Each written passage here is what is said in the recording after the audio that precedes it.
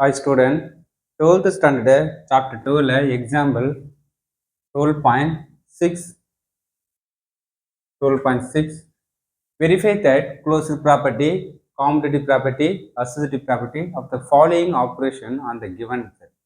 A star B equal to A per B ன்னு set பண்ணிட்டாங்க. அதை எப்படி given பண்ணிட்டாங்க, A star B இருந்தால் A per B ன்னு டிபெண்ட் பண்ணிக்கலாம்.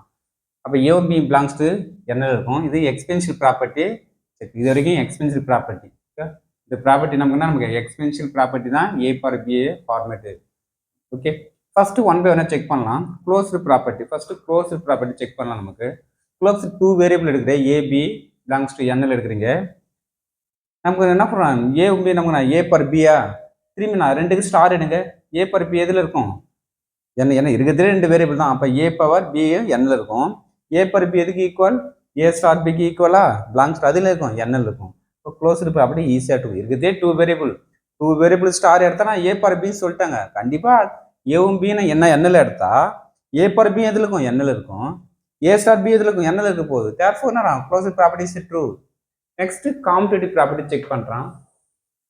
அதே டூ எலமெண்ட்டு, ஏ ஸ்டார் பி எதுக்கு பி ஸ்டார் ஏவே இருக்கணும். ஃபர்ஸ்ட் ஏ ஸ்டார்னா ஏ பர் பி, பி ஸ்டார் ஏ பி பர் ஏ, ரெண்டு ஈக்குவலாக பாரு. இது ஏ பர் பி, இது பி பர் ஏ. ஃபர்ஸ்ட்டுக்கு தான் கீழே இருக்கணும், ஏ தான் மேலே இருக்கணும். அதே சேம் தாங்க டெஃபினேஷன் கொடுத்துறான் பாரு. ஃபர்ஸ்ட் ஏ இருக்கணும், மேலே தான் பவர் இருக்கணும், டெஃபினேஷனில் தான். அப்போ இது பி ஸ்டார் ஏன்னா பி ஃபர்ஸ்ட் இருக்கணும், ஏ தான் பவர் இருக்கணும். ரெண்டு சேம் டிஃப்ரெண்டாக இருக்குது. அப்போ competitive property is a not true. Okay, associative property check பண்ண போகிறோம். A B C belongs to N, three variable அசோசியேட்டிவ்ல இருக்கணும். A star B star C, A star first இந்த டூ ஸ்டாருக்கு எடுத்தால் A power B star C. Okay, திரும்பி single time எடுத்துலாமா, சரிதுனாக்கும் A power B whole power C. Okay, அப்போ power increase ஆகும்னா ஏ பர் பிசி சொல்லலாமா. ஓகே, இந்த left hand side answer ABC இருக்குது. ஓகே, இப்போ நெக்ஸ்ட் பி ஸ்டார் சி வந்து பி பர் சி சொல்கிறோம். ஃபர்ஸ்ட் நெக்ஸ்ட் என்ன வரும், இது ஏ ஸ்டார், இது சிங்கிள் வேரியபிள் எடுத்துங்க. அப்போ ஏ ஸ்டார், அப்போ நெக்ஸ்ட் என்ன வேரியபிள் இருக்கும், ஏ பவர் பிசி. இது பவர்ல இருக்குமா, இது செகண்ட் நகர் தான் பவர்ல இருக்கும். அப்போ பிசி பவர் எப்படி மல்டிப்ளை பண்ண முடியும், ஏன்னா இது ஏ பி பவர் சி. அப்போ கண்டிப்பாக இதை மல்டிப்ளை பண்ணணும். அப்போ இதான் நமக்கு ரைட் ஆன்சர் ஆன்சரு. நமக்கு left answer A power BC வந்தது, ஆனால் நான் ரைட் ஆன்சர் தான் A power B power C வந்திருக்குது.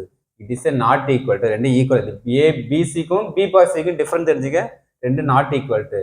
Therefore, left answer right answer does not equal to result. Therefore, associative property is a not true. Three property check பண்ண சொன்னாங்க. A per B format condition check பண்ணிட்டோம். Okay, ஒரே ஒரு closed property மட்டும் தான் true ஆகுது, remaining two ப்ராப்பர்ட்டியும் failure ஆயிடுச்சு. Okay, thank you student.